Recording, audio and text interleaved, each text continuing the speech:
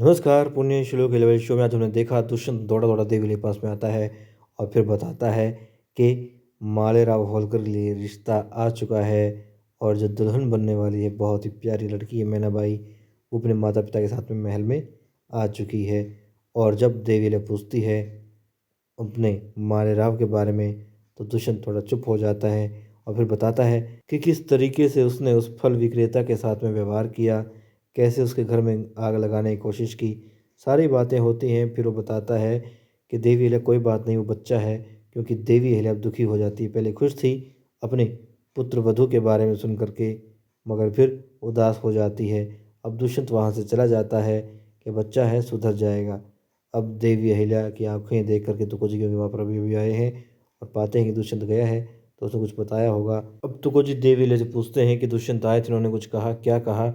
तुम इतनी उदास क्यों हो? अब देवी अहिल्या कहती हैं कि अप्पा साहब आ गए हैं, उनकी पत्नी और बेटी मैनाबाई के साथ में मालेराव की शादी तय करने के लिए।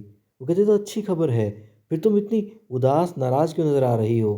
क्या तुम इस गठबंधन से खुश नहीं हो? क्या तुम नहीं चाहती कि ये रिश्ता हो? अब देवी अहिल्या कहती नहीं, ऐसा नहीं है। अप्पा साहब और सावित्री बाई अच्छे संस्कार रखते हैं और उनकी बेटी में भी बहुत अच्छे संस्कार हैं, बहुत प्यारी भी है। दुष्यंत जी ने भी यही बताया, लेकिन बात ये है कि वो मालेराव होलकर को लेकर के थोड़ी चिंतित है। उसकी आदतें खराब होती जा रही हैं। बहुत समझाया उसको, मगर इतना ही नहीं, दंड भी दिया, लेकिन ये मालेराव होलकर है कि सुधरने का नाम ही नहीं लेता।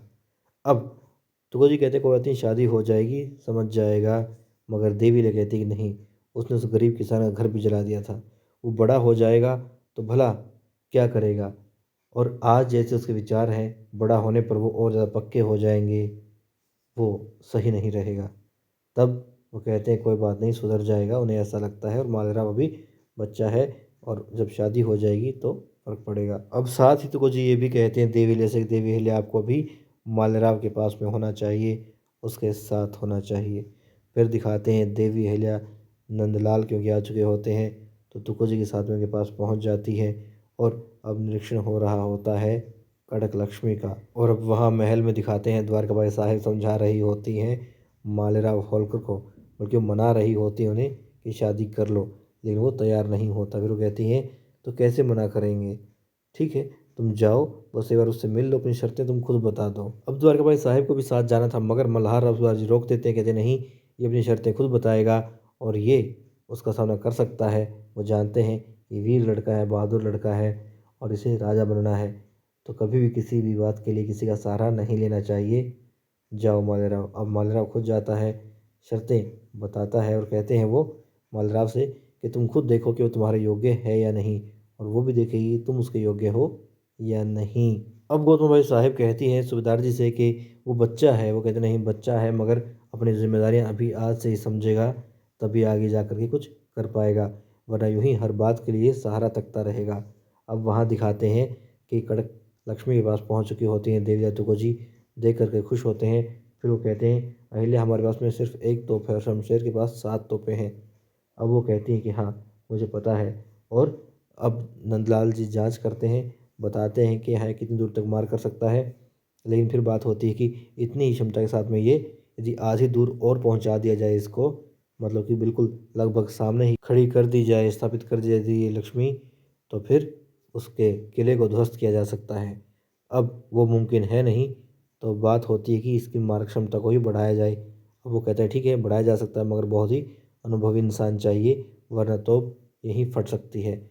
तब देवी अहिल्या मुस्कुराती और कहती है कि हाँ, ऐसा इंसान है। अब तुकोजी समझते हैं कि देवी अहिल्या खुद के लिए कह रही हो, कहते नहीं, इसमें खतरा है, मगर देवी अहिल्या कहती है कि नहीं, हमारे पास है ना बहुत ही अनुभवी इंसान नंदलाल जी, आपसे बेहतर और कौन समझ सकता है, कौन जानता है तोपों के बारे में। अब नंदलाल जी कहते हैं ठीक है रानी साहिबा, जैसा आपका हुक्म, वो कर देगा ये काम, इसकी मारक क्षमता भी बढ़ा देगा और बखूबी इसको अंजाम भी देगा कि इसकी मारक क्षमता बढ़ने के बाद गोली वो खुद डाले अच्छे तरीके से। और अब दिखाते हैं महल में पहुंच चुका होता है मालेराव मैनाबाई के सामने। मैनाबाई मृदंग को छू रही होती है, तो आता है, रोक देता है, कहता है हमारी किसी भी चीज़ को तुम हाथ नहीं लगा सकती होती, ठीक है, नहीं लगाती। फिर वो कहता है तुमसे शादी तब करूँगा जब तुम मेरी शर्तें मानोगी। बताइए आपकी शर्तें, मैं सारी शर्तें मानने के लिए तैयार हूँ। कहता है कि तुम मेरी पसंदीदा चीज़ों को छू नहीं सकती मुझसे पूछे बिना, ये मुझे पसंद नहीं है। ये ठीक है, बस इतनी सी, नहीं छूऊँगी।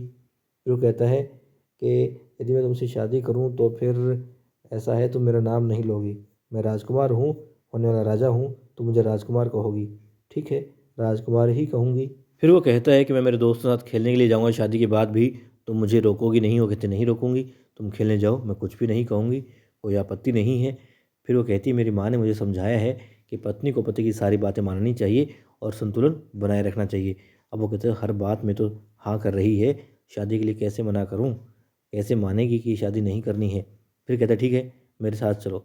ले जाता है पास में ही और कहता है कि यहाँ चल के दिखाओ। वो देखती है यदि थोड़ा सा ही पाँव हिला तो धड़ाम से नीचे गिरेगी। बहुत ऊंचाई पर वो लोग हैं महल में। वो कहती नहीं, इससे तो राजकुमार मैं गिर जाऊंगी, चोट लग जाएगी। बस इतना ही संतुलन बना सकती हो मेरे साथ में? ठीक है, हमें शादी नहीं करनी। और अब वो वहाँ से चला जाता है। नंदलाल भी चले जाते हैं। कहते हैं देवलिया उसे इस काम को अंजाम देने के लिए कुछ चीज़ों की आवश्यकता है, कुछ हथियारों की आवश्यकता है। तो वो आज्ञा चाहता है, चला जाता है खुशी खुशी कि हाँ देवी अहिल्या के साथ में इस मुहिम में काम करेगा। और तुगु कहते हैं कि अहिल्या हमारे पास सिर्फ एक तोप है, उसके पास शमशेर के पास में 7 तोपें हैं, भला कैसे मुकाबला होगा? और हम रणनीति भी तो नहीं जानते। अब देवी अहिल्या कहती हैं कि उन्हें उसकी रणनीति, उसकी युद्ध योजना अच्छे तरीके से पता है। और जी हाँ, शमशेर भी तैयारी कर रहा होता है लड़ाई की।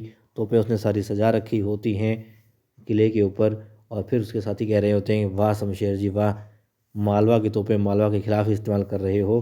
कहते हैं हाँ बिल्कुल। और जानता है वो कि आखिर देवी अहिल्या क्या रणनीति इस्तेमाल करेगी। वो कहते हैं कि वो सामने से ही आएगी और फिर तोपों के गोले हम छोड़ेंगे और बस सब दहकते हुए, जी हाँ, सब राख हो जाएगा। उसके हजारों के सैनिक और देवी अहिल्या का नाम खत्म हो जाएगा यहाँ पर। और मालवा का नहीं लेकिन गौहर का तो राजा ये शमशेर साबित हो जाएगा।